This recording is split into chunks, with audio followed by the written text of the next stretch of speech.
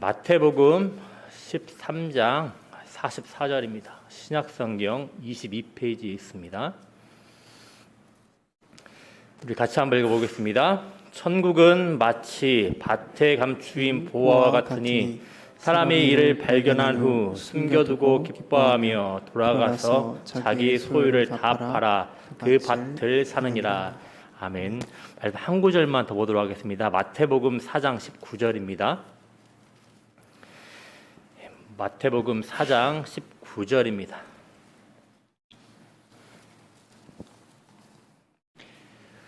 마태복음 4장 19절 말씀입니다. 같이 읽어보겠습니다. 말씀하시되 나를 따라오라 내가 너희를 사람을 낚는 어부가 되게 하리라 하시니. 아멘. 제목도 살짝 바꿉니다. 하늘나라에 헌신하는 사람들입니다. 보통 7월 말에서 8월 중순까지 교회는 여름 성경학교, 수련회, 그리고 캠프 등의 행사를 하면서 바삐 움직입니다. 그래서 어쩌면 교회가, 그리고 교육부서가 역동적으로 움직이는 것처럼 보일 수 있습니다. 하지만 소위 믿음이 좋은 그리스도인들이라고 해서 슈퍼맨, 원더우먼은 아닙니다. 한창 더운 시즌에 휴가를 떠나서 재충전의 시간을 갖는 다른 사람들처럼 우리 그리스도인들도 똑같이 휴식을 취하고 싶을 겁니다. 이 정도로 지쳐있는 시간대가 바로 7월 말에서 8월 중순까지 무렵입니다. 그래서 어떤 그리스도인들은 심지어 너무나 심적으로, 육적으로 힘든 나머지 이렇게 헌신하는 이유가 무엇인지에 대해서 의문을 내보이기도 합니다. 분명히 얼마 전에는 열정적으로 헌신하던 그리스도인이었는데 어느 순간인가 아이고 나 죽겠다, 힘들다 하면서 사인을 보내곤 합니다. 왜 그렇겠습니까? 물론 여러 가지 이유가 있습니다. 교회의 구조적인 문제가 이유일 수도 있습니다. 그런데 헌신하는 성도의 수가 상당히 제한적이기에 적잖은 사역이나 봉사로 인하여서 육체적, 영적 피로도가 일부 사람들에게 이제 편중되는 겁니다. 그래서 피로도가 누적되는 겁니다. 그렇지만 상당수는 우리 자신이 헌신하는 대상, 영역에 대한 신뢰가 흔들리면서 열정이 식어지기 때문입니다. 지치기 때문입니다. 오늘은 존귀한 보화를 마음에 품고 있지만 여러 가지 문제로 인하여서 지쳐있는 그리스도인들에게 헌신하는 그리스도인들이 얼마나 복된 자들인지를 함께 세 가지 정도로 살펴보면서 우리의 마음을 동여매는 시간을 갖고자 합니다. 참고로 잘들 아시겠지만 이 세 가지를 살펴보면서 단순히 세상의 복이라는 어떤 결과물을 담보로 그리스도인의 헌신이 복되다고 말하지는 않겠습니다. 다만 그리스도인은 과연 어떤 가치를 따라 살아가는 자들인지를 살펴보면서 자연스럽게 우리 그리스도인의 헌신이 얼마나 복된 것인지를 이해하고자 합니다. 첫 번째로 우리 그리스도인은 하늘나라라는 최고의 가치에 올인하는 자들입니다. 오늘 본문 말씀을 보니 천국은 마치 밭에 감추인 보화와 같다고 말을 합니다. 그래서 사람이 이를 발견한 후 그 밭을 올인하여 살 정도로 최고의 가치를 지닌다고 말합니다. 그렇다면 먼저 이 최고의 가치를 지닌 천국이 과연 무엇인지를 살펴봐야 합니다. 먼저 마태복음에 나오는 천국, 하늘나라는 단순히 사람이 죽어서 가는 좋은 천당과 같은 장소를 단순히 의미하지는 않습니다. 왜냐하면 가장 유대인적인 색채가 짙다는 이 마태복음을 고려했을 때 마태복음에 나오는 하늘나라는, 그러니까 천국은 하나님께서 계시는 천상의 영역을 말하는 표현입니다.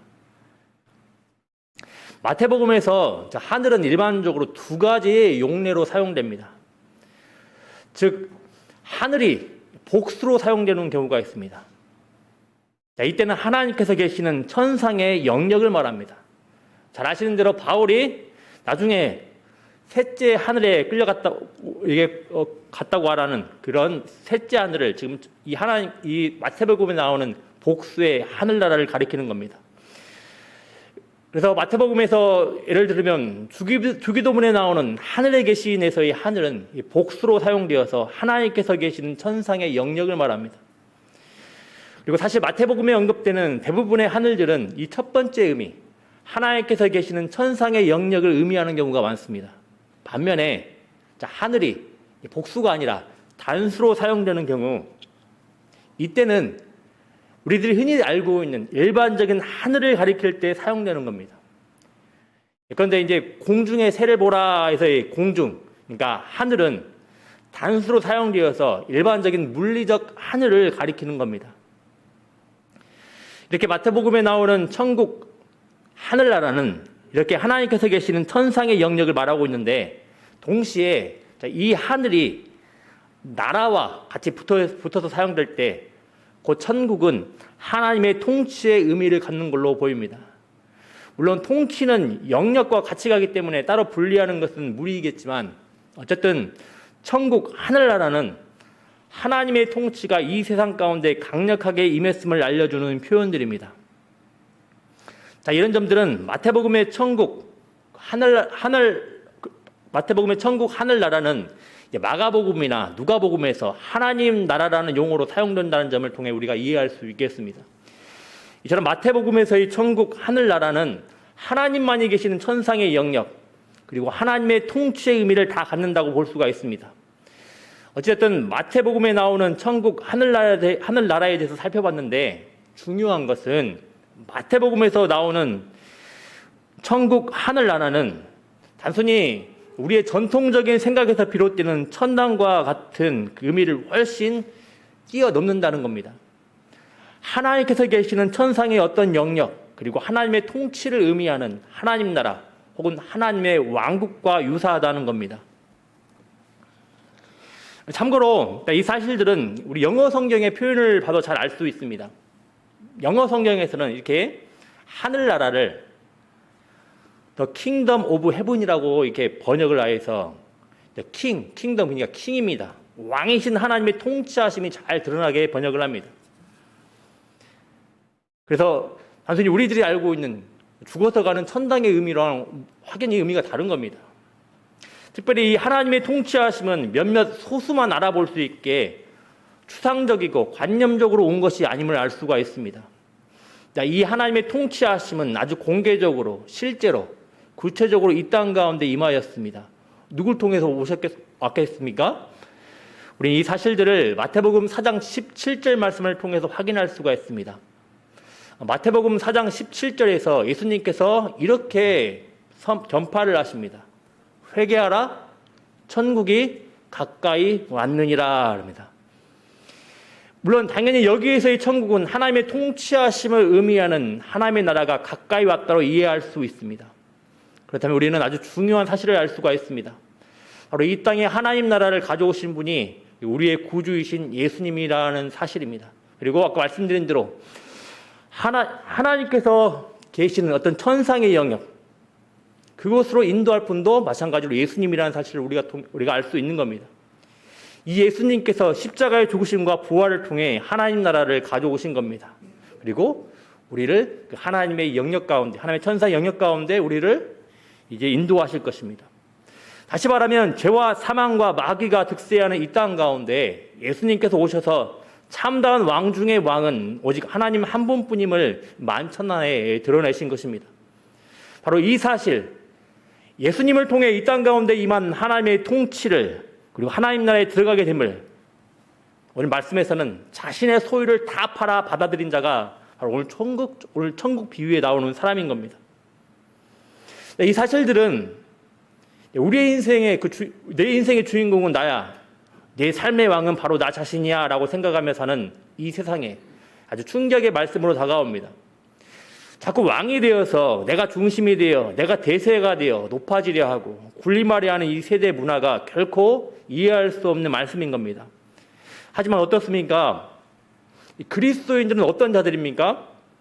기꺼이 왕이신 하나님의 통치하심에 무릎 꿇음이 최고의 가치임을 믿고 올인하는 자입니다. 왕이신 하나님의 부요하심은 왕이신 하나님으로 인정하고 그분의 다스림을 받을 때 임한다는 것을 믿고 올인하는 자들이 그리스도인인 겁니다. 그리스도인은 그래서 하나님 앞에서 우리 자신을 내세우는 게 아니라 다스림 받음을 최고의 기쁨으로 여기며 사는 자들입니다. 이런 이유로 우리는 주기도문을 통해서 이렇게 고백하지 않습니까? 나라가 임하시오며 뜻이 하늘에서 이루어진 것 같이 땅에서도 이루어지이다. 우리는 이렇게 고백을 합니다. 여러분, 우리는 과연 무엇에 올인하고 있는지 돌아봐야겠습니다. 사실 많은 그리스도인들은 세상의 가치에 몰두하여 그것에만 전념하며 살지는 않습니다. 즉 11조 많이 내는 부자 되겠다며 부자 되는 것에 올인하지 않습니다. 사업 확장에 올인하고 있지도 않습니다. 아니면 나의 열등감을 자식을 통해 해소하고자 자식에게 올인하고 있지도 않습니다. 아니면 나의 왜곡된 욕심을 하나님의 뜻이라고 내세우면서 꼭 내가 원하고 바라는 대로만 행하지도 않습니다. 하지만 동시에 천국 하늘나라에 올인하고 있다고도 할 수 없습니다. 그래서 우리는 환경에 따라 늘 요동치며 널뛰게 합니다. 여러분, 이런저런 이유로 흔들리십니까? 만왕의 왕이신 하나님이 계시는 천국, 하늘 영역에 들어가는 호의를 받은 것이 얼마나 큰지를 묵상해 보시길 바랍니다. 진정한 왕이신 하나님의 통치를 받으며 살아가는 것이 얼마나 복되고 얼마나 안전한지를 묵상해 보시길 바랍니다. 하늘 보좌 가운데에서 한치의 흔들림 없이, 한치의 실수도 없이 다스리시는 하나님을 신뢰하시길 바랍니다. 우리 자신의 입장과 생각 등을 주장하고 관철시키려 보기보다는 하나님의 통치하심에 우리 자신을 적극적으로 드리는 데 힘쓰는 우리 광주 영광교회 되기를 소망합니다. 이것이 하나님의 형상을 따라 창조된 우리가, 그리고 하나님의 형상으로 회복된 우리가 참으로 복된 천국 하늘나라의 삶을 살아가는 데 필요한 핵심적인 내용인 겁니다. 그리고 이 천국에 들어가는 사람들의 자연스러운 모습인 것을 믿으시길 바랍니다. 두 번째로는 그리스도인은 하늘나라의 비전을 쫓는 자들입니다. 앞서서 천국, 하늘나라는 예수님의 죽으심과 부활을 통해서 임하는 것을 살펴보았습니다. 그렇다면 당연히 예수님의 비전이 그리스도인의 비전이 되어야 하는 건 아주 당연합니다. 여러분, 비전이란 무엇입니까? 장래 그리고 현재 내 눈앞에 펼쳐지길 소망하는 어떤 이상이 아니겠습니까? 단순히 청년들이 말하는 미래의 어떤 직업, 어떤 위치를 말하는 건 아닙니다. 예수님의 비전은 그러면 무엇이었겠습니까? 핵심적인 비전 한 가지만 말씀드리면 바로 이 땅 가운데 하나님의 통치를 가져오셔서 영혼을 살리고 영혼을 세우는 것이었습니다. 그리고 이 영혼을 살리시는 복음이 모든 민족에게 증거되길 바라셨습니다. 그리스도인은 하나님의 이 원대한 비전을 쫓는 자입니다. 그렇지만 이 비전은 그저 피상적으로 꿈만 꾼다고, 그저 막연하게 모여서 찬양만 한다고 해서 쫓아지는 게 아닙니다. 세련된 방법들, 그리고 한치의 오차도 없이 타이트한 훈련들, 풍성한 물질들, 거창한 프로그램 등이 주어진다고 해서 자동적으로 이루어지는 게 아니라는 겁니다. 이 비전을 쫓는 데는 핵심 원리가 있습니다. 단순합니다. 바로 하나님 나라를 이 땅 가운데 가져오신 예수님을 따르는 겁니다. 어찌 보면 너무나 단순한 사실이지만 가장 중요한 원리입니다. 왜냐하면 마태복음 4장 17절에서 천국이 가까이 왔다고 전파하신 예수님께서 뒤이어서 바로 4장 19절에서 아주 유명한 말씀을 하시기 때문입니다. 바로 나를 따라오라, 내가 너희를 사람을 낚는 어부가 되게 하리라, 이렇게 말씀을 하십니다. 여기서도 마찬가지로 예수님의 비전이 사람을 세우는 것임을 보게 됩니다. 장차 하나님 나라를 이루어갈, 곧 하나님의 통치를 받아 이 땅 가운데서 하나님의 영광을 드러내는 제자들을 세우는 것이 예수님의 비전이었습니다. 그런데 여기서 유의해야 할 점은 제자들을 통해 임할 하나님의 나라, 하나님의 통치는 단순히 그저 사랑과 용서, 정의, 공의 등의 가치들을 쫓는 것과는 다릅니다. 단순히 좋은 영향력을 끼치는 자가 되는 것이 아닙니다. 예수님의 비전은 본질적으로 죄로부터의 구원과 관련된 겁니다. 이 죄로부터의 구원을 선포하고 이 복음 사역을 위해 헌신하는 자들을 세워가는 것이 예수님의 본질적인 비전입니다. 여러분, 마태복음 4장 19절, 우리가 읽어봤던 마태복음 4장 19절은 에레미야서 16장 16절을 반영하고 있는 것으로 보입니다. 말씀 한번 띄워봐 주십시오. 마태복음 이제 같이 한번 읽어보겠습니다. 여호와의 말씀이니라. 보라, 내가 많은 어부를 불러다가 그들을 낫게 하며 그 후에 많은 포수를 불러다가 그들을 모든 산과 모든 언덕과 바위 틈에서 사냥하게 하리니. 아멘. 마태복음 4장 19절은 바로 이 예레미야 16장 16절의 말씀을 반영하고 있는 것으로 보이는데, 예레미야 16장 16절 말씀의 주요 내용은 하나님께 심판받아 흩어졌던 이스라엘 자손들이 자신의 땅으로 돌아오는 맥락 가운데 나오는 이야기입니다. 하지만 먼저 하나님께서는 많은 어부들을 불러다가 이스라엘 자손들이 자신의 죄악과 악행들에 대해 대가를 치르도록 물고기처럼 낚는다고 말을 합니다. 결국 심판을 통과한 하나님의 백성들을 쫓겨갔던 곳으로부터 부르시는 이야기가 바로 예레미야 16장 16절의 핵심입니다. 자, 그런데 이 물고기와 같은 이스라엘 자손들을 낚는 어부의 역할, 사명이 지금 누구에게 주어지고 있습니까? 신약을 보니 바로 교회의 기초라 할 수 있는 베드로를 위시한 12 제자들에게 이 사명, 역할이 주어지고 있습니다. 따라서 예수님의 비전을 따르는 교회는 단순히 이웃들에 대한 사랑과 정의와 공유의 가치들을 내세우는데 몰두하기보다 가장 우선적으로 죄로부터의 구원을 선포하는 자들인 겁니다. 더 나아가 이 죄로부터 구원하는 복음의 능력을 따라 죄로 가득한 구석구석 가정, 교회, 직장, 지역, 정치, 경제, 사회, 문화 등의 모든 영역에서 예수님의 방식으로 살아가는 자들인 겁니다. 자, 그런데 이 비전을 가지고 제자들을 부르신 예수님께서 이 비전을 이루시기 위해 제공하는 원리는 생각보다 아주 단순합니다. 뭡니까? 나를 따라오라입니다. 그러니까 예수님을 따라갈 때 예수님께서 사람을 낚는 어부가 되게 하신다는 말입니다. 그리스도인은 어떤 사람입니까? 바로 예수님을 따르는 자입니다. 예수님을 따라가며 예수님의 비전인 사람을 낚는 죄사함의 복음 선포를 위한 업으로 세워지는 자들이 바로 그리스도인인 겁니다. 그래서 또 다른 누군가를 예수님을 따라가도록 섬기며 돕는 자가 바로 그리스도인인 겁니다. 그리스도인은 하나님께서 자신의 아들을 내어주실 정도로 소중하게 여기셨던 영혼을 세워가는 자들에게 믿으시길 바랍니다. 여러분, 흔들리십니까? 여러분, 비전을 다시 확고히 하시길 바랍니다. 특별히 교육부서에 저를 포함한 교사 선생님들에게 부탁을 드립니다. 우리가 맡고 있는 아이들은 별 볼 일 없는 애들이 아니라 하나님께서 자신의 생명을 주실 정도로 존귀한 자들이라는 것을 꼭 기억하시길 바랍니다. 하나님의 영광을 드러내는 최고의 비전이 우리들에게 맡겨진 이 어린 영혼들 가운데 심겨져 있습니다. 여러분, 무엇이 우리의 비전입니까?